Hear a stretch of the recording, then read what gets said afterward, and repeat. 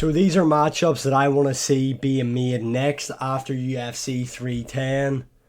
Straighten up the camera. Starting off with the main event winner, the flyweight champion, arguably the greatest flyweight of all time. Yes, you heard it here first, Pantoja. Now, he went out there, smoked Kai Asakura inside 2 rounds. The guy's cleared out the flyweight division. I mean, I don't think the fight that I'm going to show is what the UFC is going to do, but I feel like Pantoja deserves a chance to try and become double champ. I think you do him versus the winner of Merab versus Umar Nurmagomedov. Obviously, I've got Merab on screen. Doesn't matter if it's Umar or Merab. There's no clear contender in the flyweight division. Demetrius Johnson isn't coming back. He's already like 3-0 on Royval, 3-0 on Moreno. The only other option is Kai France. I wouldn't mind seeing that matchup. I think stylistically it's a fun one. But I feel like Pantoja has earned the right to at least go up and challenge for double champ status, as there is no clear number 1 contender in the division as of right now. And there really isn't that clear-cut contender in the bantamweight division either. If you think about it, there are some other matchups that need to play out, like O'Malley, Yan 2, Sandhagen versus Davison Figueiredo, etc., etc. I think you do this matchup, let Pantoja go up and try and become double champ, while the divisions flyweight and bantamweight, the contenders, sort it out to see who the next number 1 contender is for the champion of that said division. I think that's perfect. Next up, let's go to the loser, Kai Asakura. Now, I want to make this clear. Let me just show you first. I think he goes in there against Brandon Royval. Now, yes, I know he lost his UFC debut. He got put into a title fight. People were saying it was undeserving. I understand that. I don't like the way Michael Chandler has been given the Dana White treatment, but it seems like I'm wanting Kai Asakura to get that.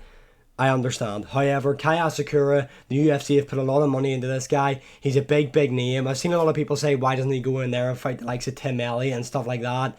I believe, just from what I've seen, even though he got beat, he is better than that. I feel like you put him in there against Brandon Royval, you could have that headline, Fight Night Japan or something like that. I think Royval would be game for it. Royval and Alex Hernandez were like laughing at Pantoja and Kai Asakura on a social media video.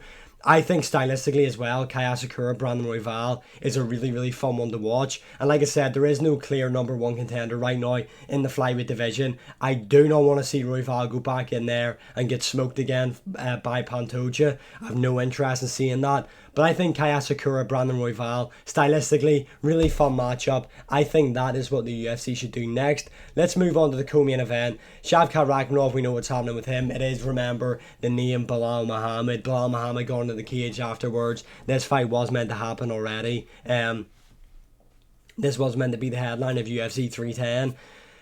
I am even more confident now in my pick that Belal Muhammad beats him. Ian Garry on a short notice camp showed that Shavkat Rakhmonov is not this invincible Thanos type monster that everybody thought he was. I think it will still be a competitive fight. Don't get me wrong, I think Shavkat can definitely still win this. I think he does offer Belal Muhammad a lot of problems, especially in the clinch. However, I think Belal Muhammad right now is clearly the best welterweight the UFC have. I think he beats Shavkat Rakhmonov, but that's the fight I want to see next for Shavkat. It's the fight we're going to see next. Next up, the loser in the co-main event, that is Ian Garry. Even though he lost, he kind of didn't lose. His stock has definitely just risen from that. Ian Garry looked really, really impressive in there against Shavkat Rakhmonov. This is who he should be fighting next. Now look, we know Colby's scared of him. We know Colby's wanting to duck him. I understand that. However, we've got Colby versus Joaquin Buckley. I think Joaquin Buckley is gonna win, to be honest. I think he's gonna stop Colby coming in TKO him. However, just for the lore, I need Colby coming in to win because I need to see that matchup between him and Ian Garry. Colby talks so much shit, back it up, get him and Ian Garry in there. It's a big, big money fight. That's the fight I want to see next. I think that's the fight that makes complete sense. I've seen people say Ian Garry versus Leon Edwards, UFC Fight Night London. Too quick of a turnaround for Ian Garry in my opinion. I think this makes sense. Whoever wins in terms of scheduling as well, whoever wins out of Colby versus Joaquin Buckley faces Ian Garry next. Both guys in Joaquin Buckley and Colby have history with Ian Garry, so it just writes itself, to be honest. That is the fight next for Ian Garry. Moving on, we have got Cyril Gane, the guy who just robbed Volkov. Paddy the fucking Paddy in heavyweight, la. at UFC 310. Look, I know a lot of people are going to say it's Tom Aspinall. It's not. This is what I think the UFC should do next, to be honest. I think, obviously, Sergey Pavlovich is set to take on Jorginho Rosenstrike at UFC Fight Night Saudi Arabia. I believe Sergey Pavlovich will get a statement win in there. I think he KOs Jorginho. Although Jorginho is a great kickboxer, I just feel like the size of Sergey Pavlovich's paws is going to be enough to just really overwhelm Jorginho in there. I think an uppercut is what's going to end it. I think Sergey's going to catch him with an uppercut, as Jorginho is the shorter opponent. And I feel like by the time Tom Aspinall gets around to fighting John Jones, it's going to be months and months and months away. And I feel like in that time, you should have Ciryl Gane get in there with the likes of Sergey Pavlovich, because I feel like Ciryl Gane over 5 rounds absolutely styles on Sergey Pavlovich, and that will then sell the Tom Aspinall future fight more, in my opinion, than having Ciryl Gane sit out now until the John Jones Tom Aspinall situation happens. I feel like let's keep him active, let's give him the winner of Sergey Pavlovich, Jorginho Rosenstrike, and I believe it is going to be Sergey Pavlovich. Next up, we've got Paddy the fucking Paddy. We've got Alexander Volkov. Got robbed. I know the UFC said they want to do right by him, and this matchup from me maybe isn't that, but big fight coming up at UFC 311. Volkov and Almeida versus Spivak. I think Almeida wins that matchup. I think he is much better than what Spivak is. I don't think he beats Volkov though. I think Volkov has really, really improved in his grappling, and on the feet he's just levels above Almeida. And I think a lot of people are still buying into the Almeida hype, especially if he goes out there and beats Sergey Spivak in the way I think he will. I think he subs him in the very first round. Almeida will have that hype again. Then you put him in there with Volkov. Volkov, I think, beats him quite convincingly, in my opinion. And then that gives Volkov the opportunity then to go in there and face the winner of Tom Aspinall, Ciryl Gane, or whatever way they do it. I think, say if Gane doesn't take a fight and waits it out, and say Volkov takes a fight against the likes of an Almeida and beats him, then he's already jumped Ciryl Gane, even though he lost, even though he won, even though he lost. You know what I'm saying? I feel like then if he stays active more than Ciryl Gane, he'll then jump him in the queue. And I think Almeida has got like that glaze train behind him that I feel like it would generate hype for Volkov, and I feel like Volkov wins that matchup. Next up, Bryce Mitchell. Bryce Mitchell coming off a big win. He got a nice KO, bounce back win over Kron Gracie. He is currently ranked number 13, so maybe he would be looking to move up the rankings. I understand that. He is 30 years of age, he's still young. Doho Choi coming off a big win over Nate Landwehr, opening the card at UFC 310. He looked really good in there, everywhere on the feet in terms of the grappling.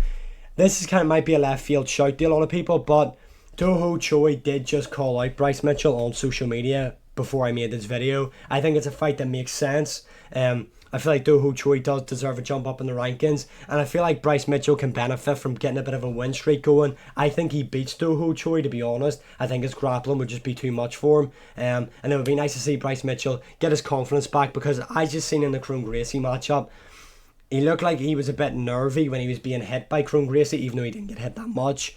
But I feel like this is the fight to make. I think it makes sense. Doho Choi deserves the opportunity, and I think it can only benefit Bryce Mitchell to get in there again with one of these lower level guys. No disrespect to him, to build his confidence up, because I think Bryce Mitchell might not be able to go all the way and become champion, but I feel like he could definitely be in the mix in the top 5, in my opinion. Next up, Dominic Reyes, coming off that win over Anthony Smith. Was sad to see Anthony Smith just the way he got beat up in there. Guy didn't want to be in there. Even though a lot of people hate Anthony Smith, I understand that he does talk shit. Was sad to see what happened to him. 14-4 is crazy. I mean, this guy beat John Jones. What's next for him? Keep the ball moving. Carlos Ulberg. I hope the UFC is doing Khalil Roundtree, Jan Blachowicz next. Carlos Ulberg coming off that win over Volkov.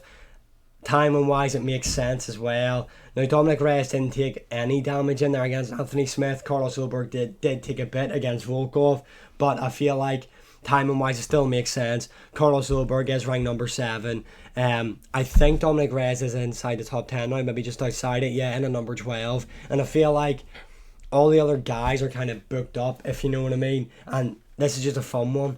a striking matchup. You could have this headline of a card in the Apex. I think this is a really, really interesting one, and someone is definitely getting chinned in this matchup, whether it be Carlos Ulberg or Dominic Reyes.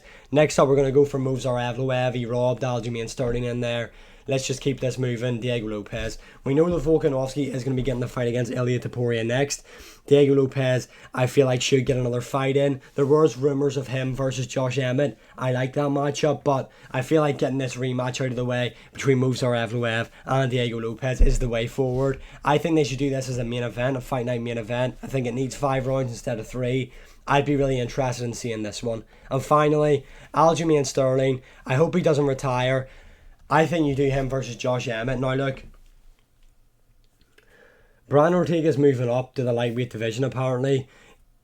He did, I thought he beat Evloev, but he did lose, so it's hard to give him a jump up to a Yair Rodriguez, who I believe is going to fight Arnold Allen next. In terms of rankings, it makes sense. Josh Emmett is number 8, Aljo is number 9. I think you make it happen. Obviously, you've got Lerone Murphy calling out Josh Emmett.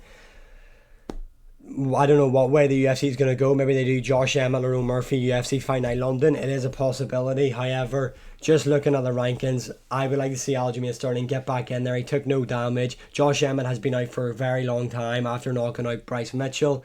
I think these are 2 big enough names. This could not another be a fight night main event, to be honest. Aljamain Sterling versus Josh Emmett. You could have it somewhere out in Jersey. Aljo is from that area, New York area, so you could have a fight night card out there. That could headline it, in my opinion. But yeah, those are matchups that I want to see after UFC 310. Let me know your opinions in the comments below. And as always, like, share, subscribe, comment, all that good stuff. And I'll see you again in the next one.